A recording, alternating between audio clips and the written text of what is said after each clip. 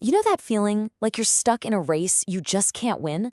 That constant pressure to compete, to compare yourself to everyone else, to somehow be the best. It's exhausting, right? It's something so many of us feel. But what if the answer isn't about running faster? What if it's about seeing the entire race in a completely new light? Well, believe it or not, a really powerful answer comes from a place you probably wouldn't expect. A short, beautiful poem written almost 700 years ago in Korea.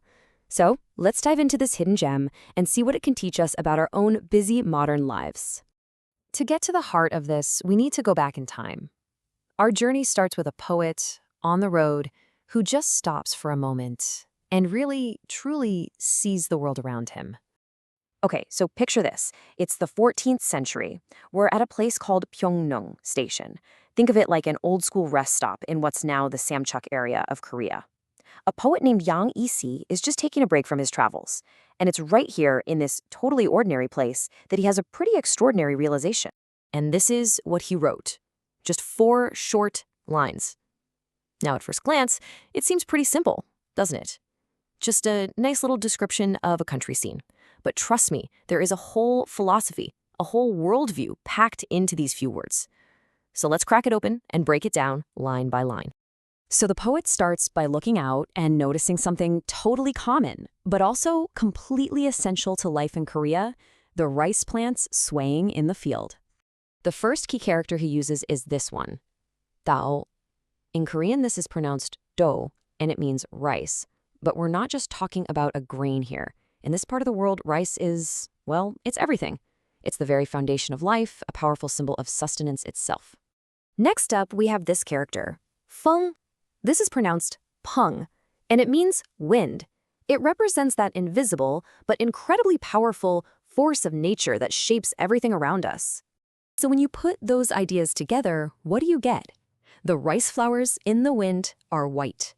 See what he's observing here? The rice isn't fighting the wind or struggling against it. No way. It's thriving in it. The wind is the very thing that lets its little white flowers flourish. Okay, so after taking in this huge, windy field, the poet's gaze shifts. He zooms in on something much smaller, much closer to the ground. He spots some humble pea pods. And what's so cool here is this shift in perspective. We go from the wide-open fields to this tiny, detailed view.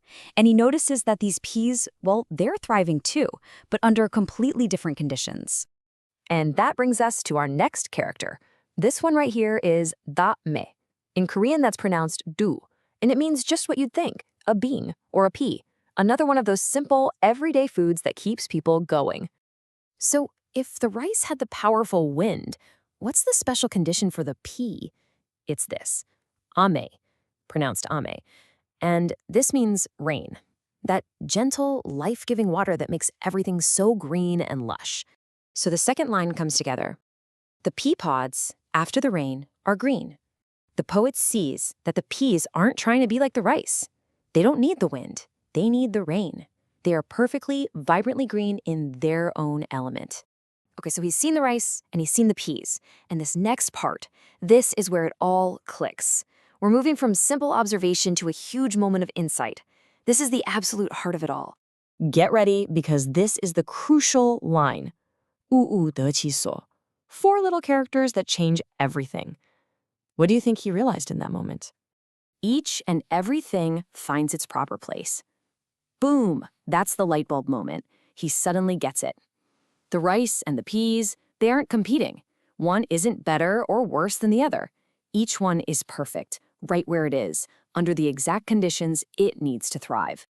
So yeah, that's a beautiful thought from 700 years ago. But what does this realization actually mean for us, living in our super fast-paced competitive world today? Well, I think it comes down to this contrast. We can see the world as a race, right? One finish line, one gold medal, one single standard for success, where everyone is constantly being measured against each other. Or we can see the world as a garden. Think about it. In a garden, a rose isn't trying to become a lily. A tall sunflower doesn't look down on a creeping vine. Everything just coexists, each one beautiful and valuable in its own unique way. And that's the wisdom of the poem.